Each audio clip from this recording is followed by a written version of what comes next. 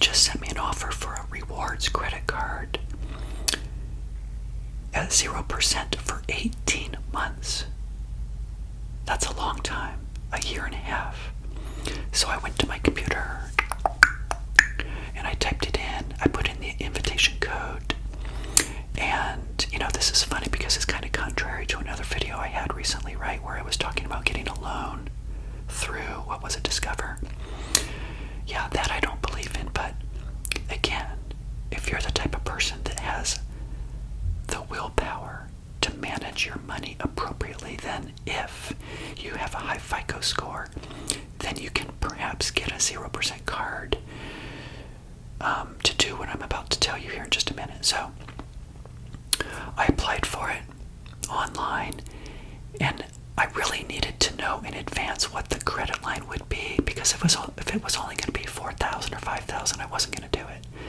But I decided to take a leap of faith because I knew that they were cross-checking, even though I put in that I'm retired, that I'm only paying myself about $40,000 a year. I knew that they were going to cross-check to the $1 million that I have at Fidelity in my traditional and my Roth IRA. So I was very happy to see that they gave me a $26,000 credit line for 2026. So that card is going to come in the mail in about a week. I'm going to hold it. I'm not going to use it until January. And so what I did, and what I wanted to share with you in tonight's episode, and ramble about this a little bit while you relax to the ASMR, I wanted to share with you my thoughts. Remember, always take a piece of paper and scribble down your thoughts. You can have 10, 20, 30 pieces of paper that you put down your thoughts, and then periodically go through them, right? Maybe you transfer it some to electronic versions once you decide what you're really going to do. But the more you scribble down your thoughts, the better you're going to think about the ability to manage your money. So I thought I would write down 2026 spending analysis, knowing that I was going to get a $26,000 credit line that I could use to put money on that. Throughout the year, keeping the money, as you know, that I already have, because I'm not earning it through a paycheck. I'm retired, so it's sitting in a money market and CDs, right? So the more I can keep the money there, even though the Fed just lowered interest rates a little bit, my Ally savings account is still at 3.5%, which is very significant to put money on the credit card at 0% for a year and a half, while the money sits and collects and earns interest, rather than me having to pay interest, which I really wouldn't do anyway, because I would always pay the balance at the end of the month. However, that is the motivation. If my savings account was only earning 0.5% of interest or something ridiculous like that, which happened in the past, I would not be doing what I'm doing right now. So, note to self, you always pivot. You come up with strategies with your financial situation based on what's going on. You don't do anything blindly. You look at it and you make decisions based on what's going on. So I thought to myself, of my budget for 2026, which you know is $36,903, why did I come up with that number? It just happened to be that the CD that is maturing in January is going to be X number. It just so happened that I had the money from my mom's inheritance that gave me, remember I had two. One is an annuity, and then one was her savings account. That was about $6,000. So I just put those two numbers together, and it came to $36,903, knowing that I could always bump that up to even $40,000 if I needed to. But I'm going to start the year with $36,903. So I looked at my 2025 budget, and even though I haven't created 2026 yet, I wanted to know, of that $36,903, how much of it go to the credit card. So I looked at my monthly expenses, my food, gas, and fun 1, my yearly expenses, and fun 2. So I wrote down, what are those numbers? Well, the monthly is going to be approximately 8,568. I'll give you the breakdown later, but that's things like my association, electric, and my dental payment every month is approximately 8,568. In fact, that's all of it. So all of that, however, does not go to a credit card. So I put a 0 for the potential to go to the credit card for the monthly expenses. For food, gas, and fun.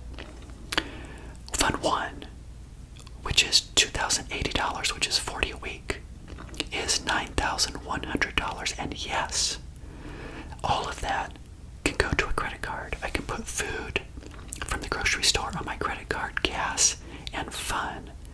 I rarely need cash. In fact, here's my wallet. Do you remember in a previous episode months ago, I thought I needed a bunch of cash, remember? Well, look, I still have it. This is good ASMR, by the way. All of these $20, these are the same $20 bills I had, 9 months ago when I did that episode. So anyway, I rarely need cash. So for that category, $9,100. For yearly expenses, it's going to be about $3,745. I put a 0 for that, for the ability for that to go to a credit card. For fund number 2, all I did was I took all those numbers and I subtracted it from 36,903, and I got 15,490, which is going to be fund 2.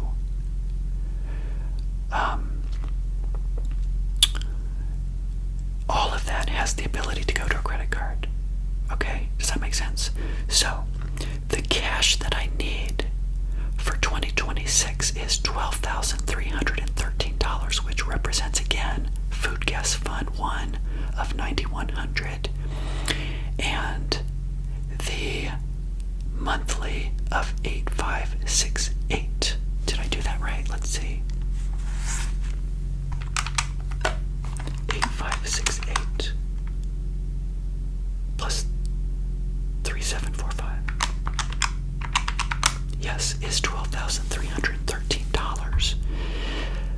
The other amount for the credit card hold is $24,590, which represents the $9,100 and the $15,490. So $24,590 is perfect. What is my credit line on that card? $26,000. What's the difference? $1,410 of open to buy in terms of the money that could go to the card. Not to say that I'll spend that, but to say that it could go to the card if necessary. So what I have done as an early retiree, because I'm so good with managing credit lines on 0% cards, and my FICO score is so high that I can get 0% cards, much to my amazement, even in retirement, because I thought you had to have a big income. But again, because it cross-checked to the million that I have with Fidelity, that's the reason why I got that. I have now built 0% cards that I will pay when they are due. For example, you know that I have 2 cards currently, Discover and Wells Fargo. One of those I have to pay, I think it's Discover, in April of 2026. The other one is July for Wells Fargo in 2026, right? So I have those earmarked. I'll take that money out of my savings account and pay it off. Those 2. Then another one. This one, for Fidelity, that credit card is not until March of 2027. So what I've done now is, because the interest rates are still high on CDs and, more importantly, the online savings account, where that money will be filtered into, by the way, because that CD that I said that's going to mature in January, the $30,000, I'm going to filter that into my money market or my online savings account at Ally, And currently it's 3.5%. Even if they drop it to 3%, that's still amazing. I remember days, like I said before in this episode, where interest rates on savings account were terrible. In fact, when I was a guest on the Susie Orman Show in 2012, interest rates on all of those savings vehicles were still really, really low. It wasn't until more recent years that they went up. So again, the reason why I'm doing this is to share with you that I'm pivoting. Even though I'm retired, I'm always thinking about money. I'm waking up every day. I spend an hour looking at things, like what are the best moves, etc. I mentioned the stock market is doing really well so far this year, and I think it's going to be really well in 2026 as well. I can't wait until the end of this year to share with you, remember, the reverse engineering and the cross-checking I do for the year, because 2025 is the first year that I don't have income. So I'll be able to say this is what I started with in my investments and this is what I ended with. Here is the unrealized gains. In this particular year, it's not going to be losses, it's going to be gains, which includes, remember the other, it can only be unrealized gains, interest on things like bonds, as well as dividends. But I want to know, what is that number? I think it's about $150,000 right now. It's amazing. The stock market, again, is doing amazingly well.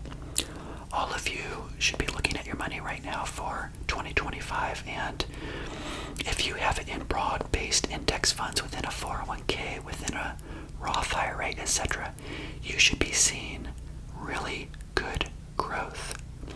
Hopefully you recorded those numbers at the end of last year, and then you're going to record the numbers. Remember, you like to look at balances, not just percents. You want to know if this was a year that you were retired and you were living off of the engine that you created, what would that look like, right? And even though for 2025, I will probably share with you at the end of this year, it's probably going to look like a lot. It's going to be a big number. As long as the stock market continues to do well, we may have some volatility. But that's how I prove to myself, if I say, wow, I had this amount of money, but now it's this amount of money. What is the difference? 150,000. Could I have taken 40 or 50 or $60,000 off of that number? Probably not 60, more like 40. And used it and put it into a money market to spend? Yes. Is that what I'm doing? No. Because right now, remember, as an early retiree, I'm using my cash reserves. However, another episode I'll create towards the end of the year is, remember, I have to start thinking about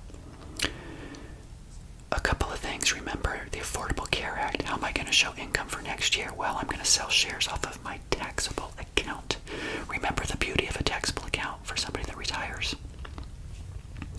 If the market is good, you can sell shares that qualify as income.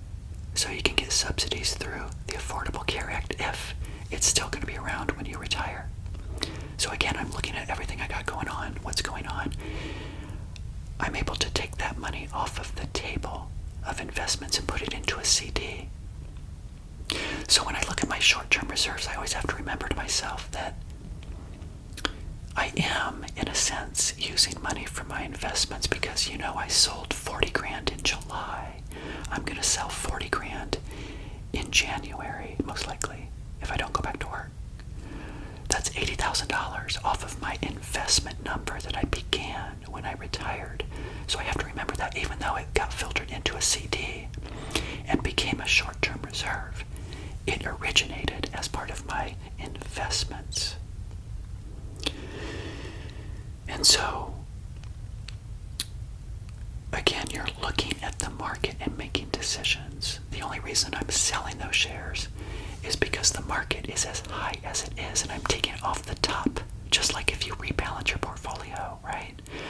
When you rebalance, that means you may be selling some shares and buying some bonds, right? Within your 401k, there's no tax implications of that. With the taxable account, there are tax implications of that.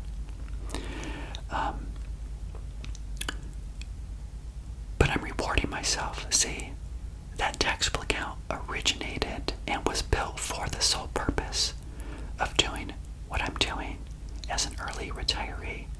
If the market tanks, I won't do that. I'll pivot and I'll do something else. Why? Because I've built the opportunities within my portfolio, and I would encourage you to do the same in different types of accounts. A 401k, maybe pre-tax, maybe post-tax 401k, a Roth IRA, which is already post-tax, maybe a traditional IRA, maybe a taxable account. And remember, you create the accounts when it is best for you, when you're building the money. Go back and watch my other episodes, remember? I only created the taxable account in 2016 when I got to the year 2016 where I was maxing out the 401k to the total dollar amount for the year, the Roth IRA to the total dollar amount for that year, 2016. And I looked at my build a budget and I had $5,000 extra dollars. And I said, I don't need to put that into fun. I don't need it in my emergency account. So I opened the taxable account because I had no more room to invest in the vehicles that I had at my disposal. That's when you create accounts based on where you are in your investing journey. You don't just open it because you're opening it for fun. You really have to think about what are the steps to get you to where you need to be. If you have a 401k with your employer and they're offering really bad investment mutual funds that are paying high expense ratios, that you have to pay high expense ratios, then I would say don't do that. Maybe contribute up to the match, but then stop and don't put any more money in that vehicle and pivot to something else. Only you can look at your situation and what you have going on. Nobody's going to pay attention more to your money than you. So with that, everybody, I think I will go and close out tonight's episode. I hope you enjoyed this random update as I talked through some thoughts that I had in mid-September of 2025. So if you like content like this, go ahead and give me a thumbs up. I'd appreciate it. Consider subscribing to my channel if